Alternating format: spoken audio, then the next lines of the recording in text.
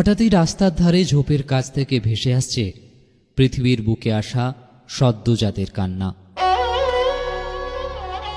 হাসিমপুর এলাকার বাসিন্দা পার্থ হেমব্রম চমকে ওঠেন।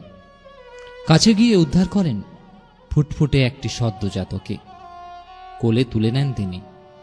তারপর অনাদরে পড়ে থাকা সদ্যজাতকে নিয়ে যান নিজের ঘরে। তবে তার শারীরিক পরীক্ষা ও চিকিৎসার জন্য খড়িকার সুপার স্পেশালিটি হাসপাতালে চিকিৎসাধীন সদ্যজাত শিশুটি। যে সদ্যজাতকে উদ্ধার করলেন হৃদয়বান মানুষটি, সদ্যজাতটি আসলে ছিল এক কন্যা সন্তান। কি বলবেন আপনি? কেউ বলছেন বেটি বাঁচাও বেটি পড়াও, আবার কেউ বলছেন দিলে সময় নিলে যত্ন, কন্যা সন্তান হবে রত্ন। এসব কি নিছক স্লোগান? মান আর হুঁশ হারানো এখনও এক শ্রেণীর নির্দয় মানবী কন্যা সন্তানকে অবাঞ্ছিত বিবেচনা করে নিশ্চিত মৃত্যুর দিকে ঠেলে দিচ্ছে। কথায় আছে, রাখে হরিত মারে কে। আর সেই জন্যই হয়তো অবজ্ঞায় পড়ে থাকা নিষ্পাপ কন্যা সন্তানটি একটি নিশ্চিত আশ্রয় পেয়ে গেল।